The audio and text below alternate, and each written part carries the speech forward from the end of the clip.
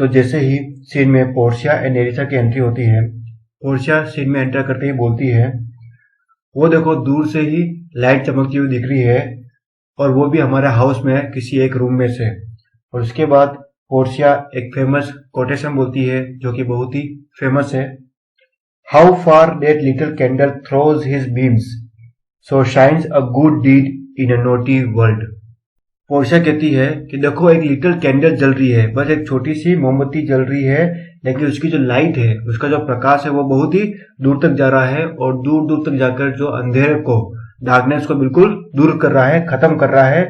तो जैसे एक छोटी सी कैंडल की लाइट भी पूरे अंधकार को समाप्त कर सकती है, उसी तरह से एक गुड एक्शन, एक अच्छा काम भी इस नोटी वर्ल्ड है, यानी इस खराब दुनिया में, इस बुरी दुनिया में अगर आदमी कोई एक अच्छा काम भी करता है तो वो बहुत बड़ी बात होती है और छोटा सा अच्छा काम भी बहुत फेमस होता है, बहुत ही प्रकाशित होता है और सभी उसको लाइक करते हैं,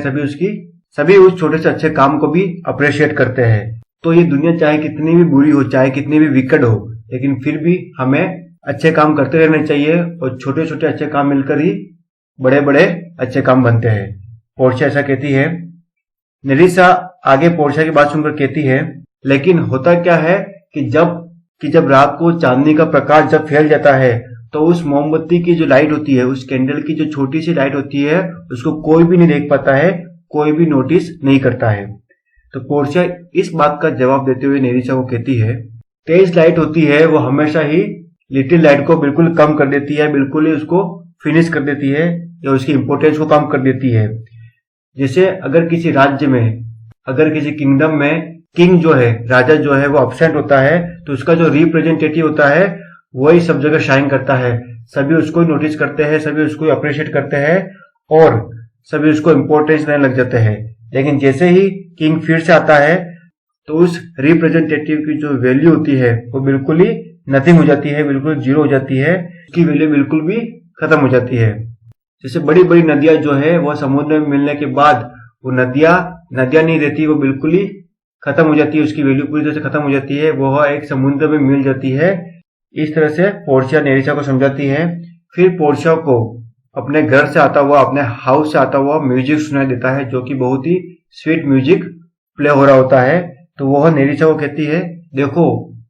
म्यूजिक बज रहा है। नेरिसा पोर्शिया की बात सुन कहती है कि हाँ मालकिन, ये तो आपके घर में से ही बज रहा है, आपके घर में से ही इस पूरे म्यूजिक की आवाज आ रही है।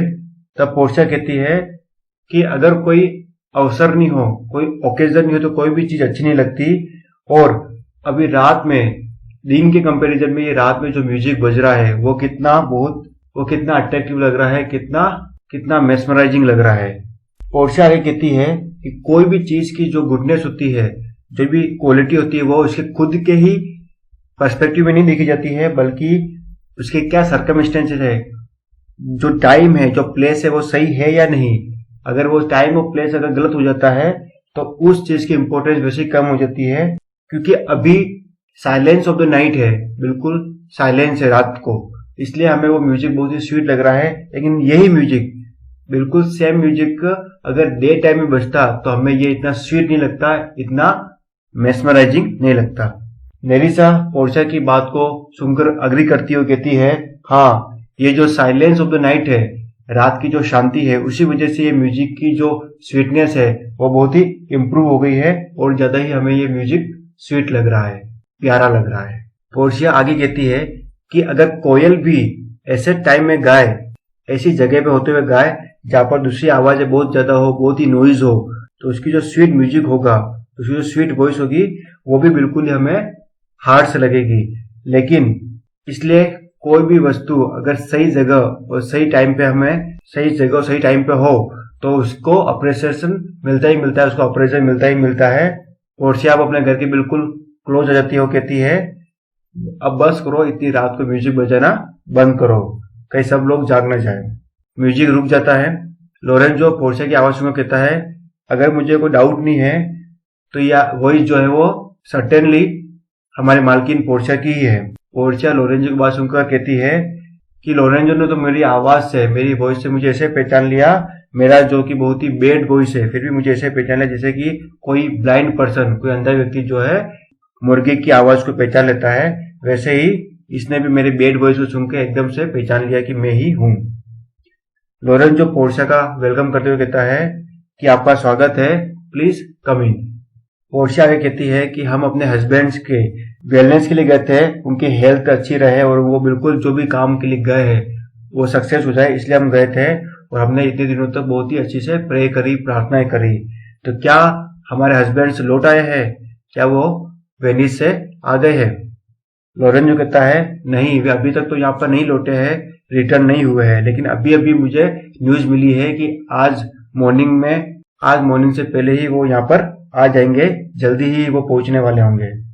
तो जैसे ही पोर्शिया को पता लगता है कि उनके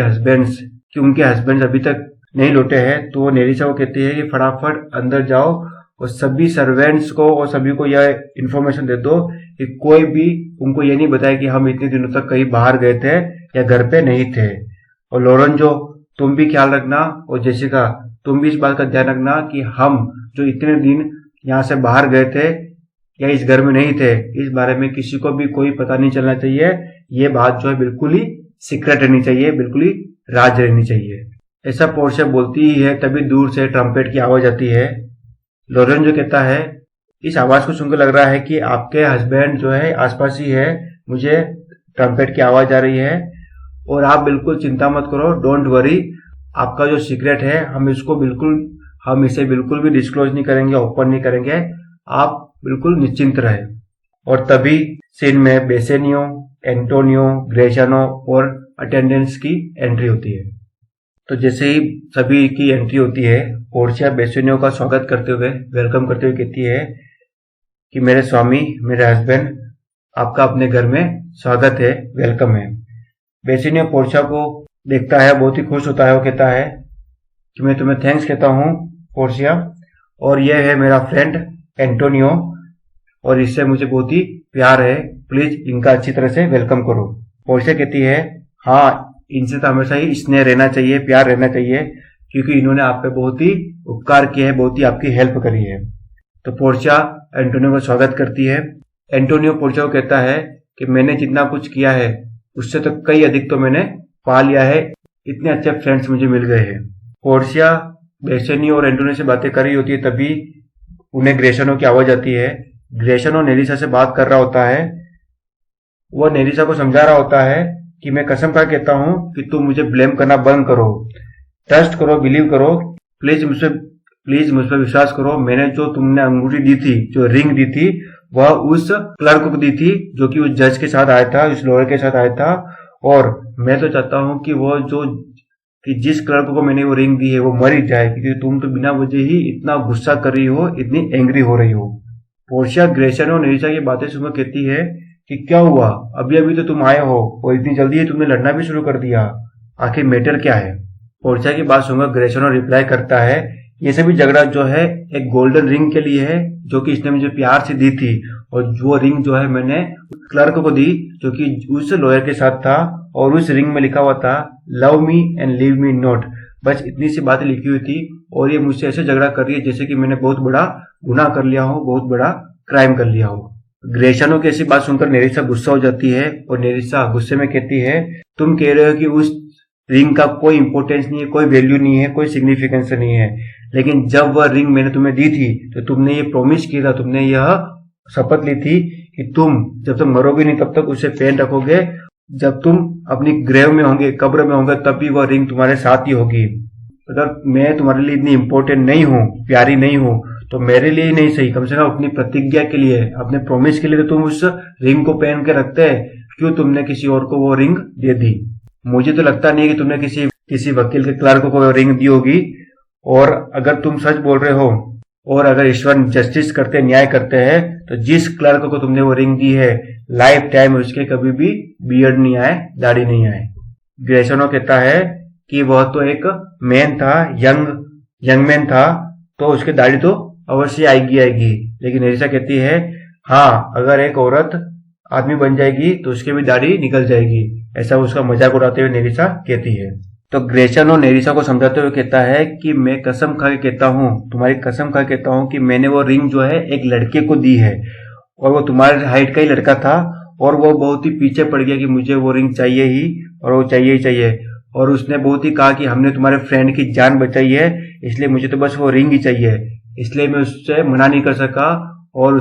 उसकी बात मुझे माननी ही पड़ी और अपनी रिंग उसे उतार कर देनी पड़ी। बस इतनी सी तो बात है। पोर्शिया ये सब सुन रही होती है तो वह ग्रेसियानो को समझाते हुए कहती है कि मैं तुम्हें क्लियरली बता दूं कि तुमने ये जो किया है